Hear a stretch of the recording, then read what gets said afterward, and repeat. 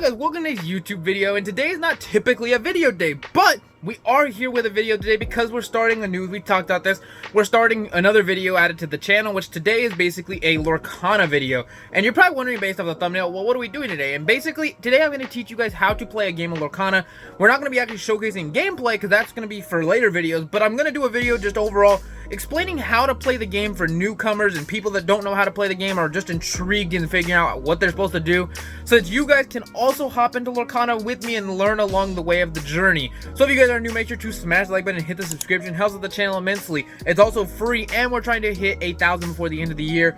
Tons of really cool giveaways and stuff we're going to be doing once we hit the massive 1,000 subscription, obviously. So with that being said, let's get to the 1,000 subscribers, of course, because it's free for you guys to subscribe. And keep commenting. Also, comment down below, what do you guys want? Do you guys want to see gameplay footage? What are you guys intrigued about in Lorcana? Also, keep commenting out what character you guys want to see in an art short. We did have a one today of basically drawing All Might, which looked really cool. That one took a long time. I apologize it didn't come out on, was it Thursday?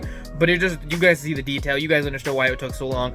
But with that being said, I'm gonna let you guys get right to the footage of us explaining how to play the game so you too can learn how to play. Alright guys, so now that we got through that intro and explaining a little bit, now let's get into a little bit of concept of everything that's in this game, which we're going to be kind of following, not exactly, following a basic simple plot line of what you can basically do in Lorcana, which basically the goal of the game is you are trying to get from 1 lore all the way to 20 lore before your opponent. And lore is basically the, like, what would I explain, like the currency basically of how you're getting, how you get points, like in many games like Magic, where in Magic you have life, and Pokemon, it's battling out trying to defeat the other person's Pokemon, I believe, or something, collect certain Pokemon.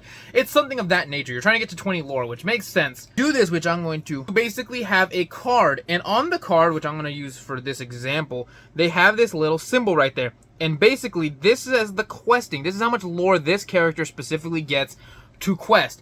And this works in the same simple concept like many card games where you would exhaust your character, like going sideways, to showcase that they're questing for that lore.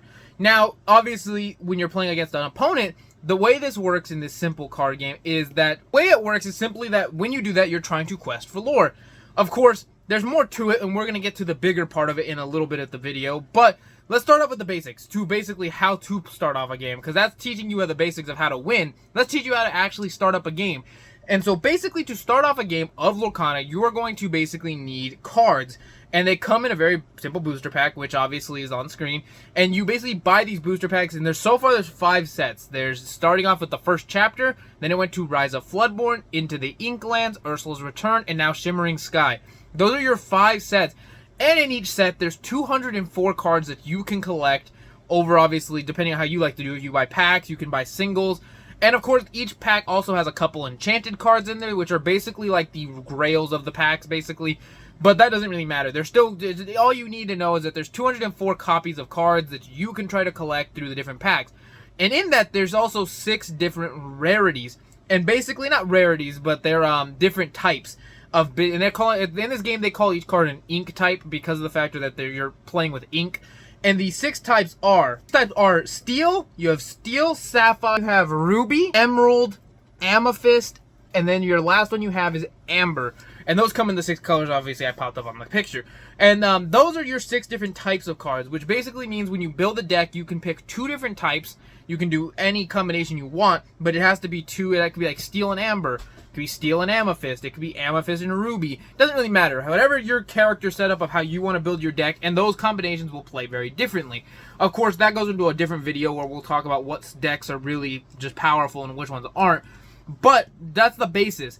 And to construct a deck, you basically draw or place 60 different cards into a deck consisting of characters, actions, songs, items, and locations, which locations came into the Inkland, which we'll talk about how the locations work. But those are the different card types you can get in each aspect of a card. And I'm going to call it aspect because in Marvel Champions, a card game I truly love, we'll be making videos on at some point, probably like maybe next week or the week after, which I'll talk about that next week. They call it's called an aspect. And so I'm going to call these aspects. So keep in mind that the different amber, amethyst, ruby, emerald, steel are all going to be called aspects. And basically how this works is that you pick a card, you pick 2 separate sets, like I said, to build a deck of 60 cards total, minimum of 60, maximum I think it's maximum however much I think it's max 200 or something like that. Nobody goes to 200, so don't worry. But it's maximum of, or minimum of 60. So you have a 60 card deck combining of 2 different aspects of your choice, built with characters, locations, items, actions, and songs. And those basically are how those things combined will start your deck off. And once you have your deck, there is a couple things you can pick up if you do want them. Something that I do, and these aren't required to play, but these are stuff that I genuinely enjoy. Stuff that I've picked up over time. I basically picked up a set of dice, and that just took me like $5. And then I have these from Marvel Champions, which again, when we do our Marvel Champions videos, we'll talk about these again. And they're just these little dials, and mine are obviously, the numbers aren't right, but they're dials, and I use this to track my lore. I find those actually really helpful because of the fact that it's a little bit easier than moving a tile and stuff on just to keep your lore counter going. But those are just a couple things I like to have. Dice specifically as damage counters because it really works to cycle around the damage. Just something I personally enjoy. You don't have to do that. Another thing I do have, I talked about in a previous video, was a playmat. I recommend you do get a playmat if you're a very consistent, loyal card game enthusiast like myself. I would definitely recommend a playmat. It helps out with putting your cards because everything's smooth with that way. Then, when it comes down to a couple other things you do need, which is really nothing, you just need cards. And I sleeve my cards. You don't have to sleeve your cards. I just personally like to sleeve them. I think it's a better system to sleeve your cards. You don't have to sleeve them, of course. It's just, again, what I recommend doing because of the fact that I like sleeving my cards. I sleeve all my cards when I play card games because I don't want them to get damaged later on. But that is all the stuff you do need to start the game. Now let's explain a little deeper into what everything does, of course. So, when you start off a game, you're going to have 60, you're going to have a card. Your first start of hand, you're going to basically have a combination of those actions and songs and different things, which each card does different things. Of course, we're not going to be going in depth with what every card does because that's a little bit tedious. But for the most part, characters they have 3 different options of things they can do. Depending on if they have an ability, they can exhaust to do their ability. If they're a character with no exhaust, they can just go loring, which you guys are seeing. And if you don't want to lore, they can also go in challenge, which to challenge, basically a character has a couple different things. Specifically with this Mickey right here. This Mickey has this little circle right there is their challenge. That's how much damage they do to the opponent when they do attack. However, this is how much health they do have to see how much they can take. Whereas this Mickey, he can't do really, he has no attack, but he has 1 health. But his ability right here, which is talked about the exerted, it says you have to exert and pay 2 ink to play a character for free. Kind of want to read that. Kind of on my sleeve. But, so basically he can exhaust like this, is how you use your character, and pay 2 ink of your ink type, which we'll talk about in a second. And he can play a character for free. Really cool. However, the way this works with this game, of course, is once they're exerted, it means that the opponent can now challenge your character. So let's say I do decide to do his ability, and let's say my opponent doesn't want me to use this character. They can challenge with one of their characters to defeat my Mickey, and he'll go to the discard pile. Of course, once they're in the discard pile, unless you have a card that lets you bring back stuff from the discard pile, he'll typically stay there, and then that's just how it works. And that's the basis of what the character can do. Now, when it comes to, obviously, you're probably wondering, well, how do you even play these characters? Up here in the corner, this is how much he costs. He costs 4 ink. And because, let me grab another card, because of the factor that he doesn't have the symbol like this Kronk, he cannot go into your ink. Because see how Kronk has the little ink circle? He can go. This one can't. If they do not have this little, rotating circle, you cannot put them into your inkwell. And basically what that means is at the start of your turn, you can put 1 card with this, little circle thing into your inkwell every turn, 1 card a turn, and that's how you pay for stuff. So basically, if I put Kronk into the inkwell, he'll go face down like this. You'd look at it on your table like that, and then I would tap him to then pay for Mickey, which I couldn't pay for Mickey because he got 4, but you get the gist. It would be 4 of these to pay for this. And that's kind of how you pay for your actions, characters, and all that other fun stuff that you can do. Of course, going even more in depth to that, there's also, like I said, actions, which are just one-time events, which most people do know. You play it immediately, do what the card says, and complete the action. Songs, however, are still an action, but basically, depending on the cost of your character, you can actually pay their song for free. So let's say the song says you need a character of 4 or less. You could exhaust Mickey, and he would sing the song for you, and you obviously couldn't use him to quest. You couldn't use him to challenge, and you couldn't use his ability, but you did sing a song for absolutely free just because you used him to tap. Of course, it still means he can still be a tap. Anytime you exhaust, your character is at the expense of maybe being challenged, maybe not, depending on your opponent.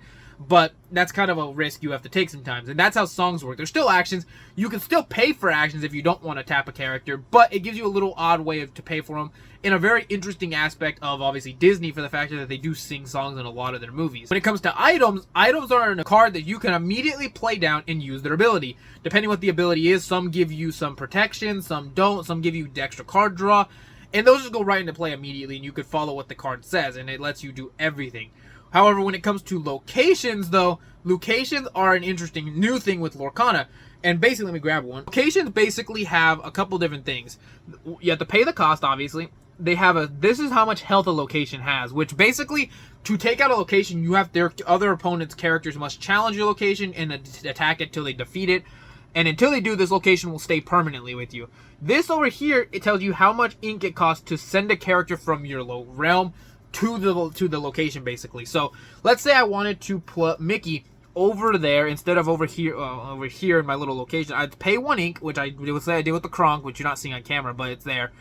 He would go to the location, and then whatever the location says, which in this case it says during your turn, whenever a character banishes another character, which banish is basically when you defeat another character in a challenge, they gain 2 lore. So basically, if I had Mickey here, and let's say he challenged, which this one's not a good character to challenge with because he obviously has 0 strength.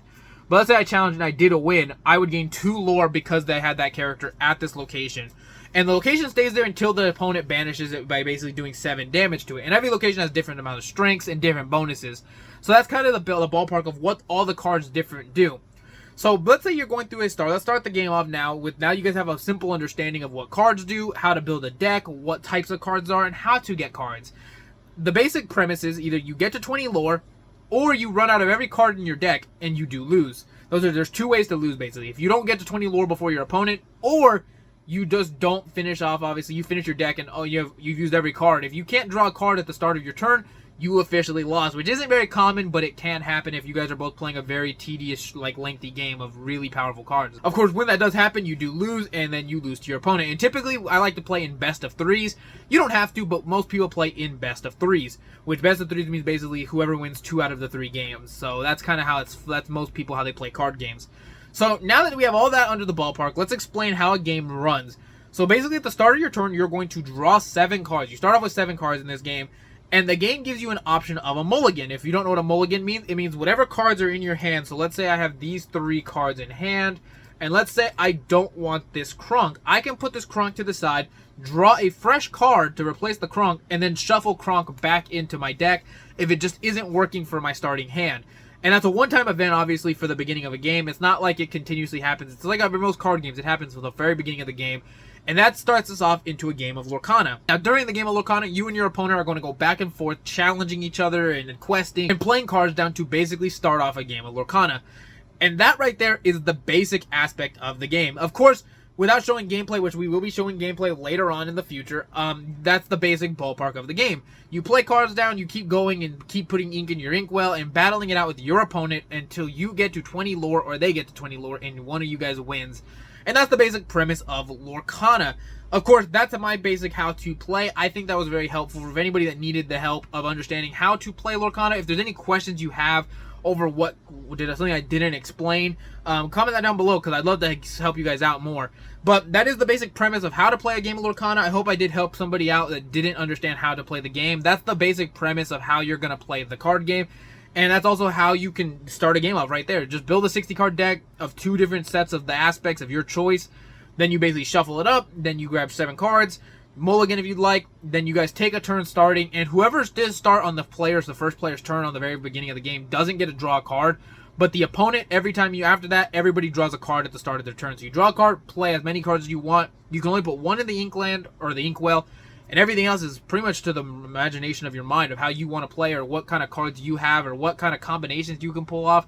Which there are some pretty cool combinations you can pull off with specific aspects of the names. Because certain cards have special abilities like support. There's also, there's some things that are like evasive. And it does tell you in parentheses what those cards can do. So that's kind of why I didn't go over it in the video. Because I feel like it does tell you on the card what to do with those cards. It's very pretty simple. And so once you get to that point, you guys can play Lorcana and understand what I'm doing in my videos. And I hope this was helpful to anybody that was new. I will be obviously showcasing a video tomorrow. We're going to try Logan Paul and Mr. Beast's Lunchly. Hopefully we can find those. If I can't, maybe it'll be a different video. But thank you guys so much for watching. I'll see you guys tomorrow. Plus, make sure to go watch me draw All Might, because it's already out too. And yeah, so I'll see you guys tomorrow. Peace.